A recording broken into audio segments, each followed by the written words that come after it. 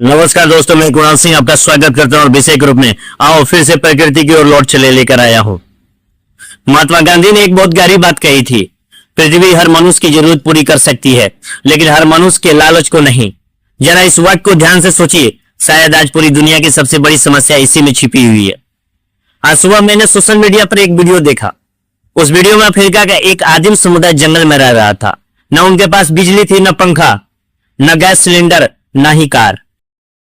यहां तक कि आईफोन भी नहीं था और इंटरनेट भी नहीं था। लेकिन उनके चेहरे पर जो शांति थी, जो संतोष था, वो शायद आज बड़े बड़े शहरों में भी दिखने को नहीं मिलता। तभी मेरे मन में एक सवाल उठा, क्या सच में खुश रहने के लिए इतनी सारी आधुनिक सुविधाएं जरूरी है? आज आधुनिक मनुष्य के पास सब कुछ है। बिजली है, इंटरनेट है, एयर कंडीशन है, बड़ी बड़ी गाड़ियां हैं। विज्ञान इतना आगे बढ़ चुका है कि मनुष्य चांद और मंगल तक पहुंचने की कोशिश कर रहा है। लेकिन इसके बावजूद आज का मनुष्य सबसे ज्यादा परेशान दिखाई देता है। तनाव है, प्रतिस्पर्धा है और हर जगह संघर्ष है।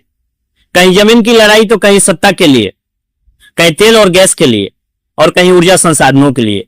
सुविधाएं बढ़ी है लेकिन सुकून कम हो गया है। आज का मनुष्य इतना लालची और महत्वाकांक्षी हो गया है कि दुनिया में युद्ध जैसे हालात पैदा हो गए हैं।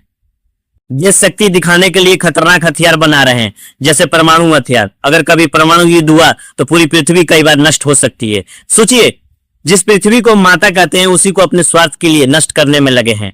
आज दुनिया में कई ऐसी घटनाएं सामने आती है जो आधुनिक समाज का अंधेरा चेहरा दिखाती है।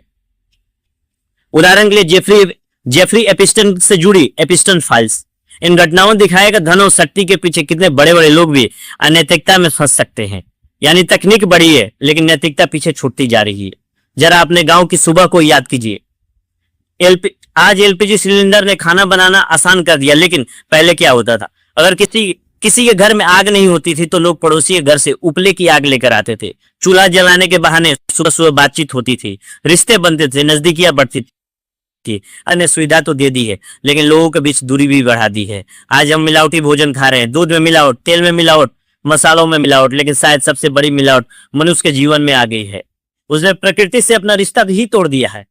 जरा कल्पना कीजिए, अगर हम प्रकृति के पास लौट जाएं, पेड़ों से ताजे फल तोड़कर खाएं जो बिना किसी रासायनिक खाद के हो, नदियों का मीठा पानी पिएं जो बिल्कुल शुद्ध और बिना मिलावट की हो, गाय के थनों से सीधे ताजा दूध पिएं जो हमारे शरीर को मजबूत बनाए, शुद्ध प्रकृति की हवा में सांस लें जहां कोई प्रदूषण ना हो, तब ना हमें बीमारियों का डर होगा, ना दवाइयों पर खर्च करना पड़ेगा। हमारी आयु बढ़ेगी, चेहरे का तेज बढ़ेगा, शरीर का बल बढ़ेगा, बुद्धि बढ़ेगी, आध्यात्मिक शक्ति बढ़ेगी। हम सूरज की ताजी रोशनी में जागेंगे, ठंडी हवा के झोंके हमारे चेहरे को छुएंगे, नदी किनारे रेत पर सोएंगे, समुद्र किनारे प्रकृति की आवाज सुनेंगे, पेड़ों की छाया में बैठेंगे, गुरुकुल की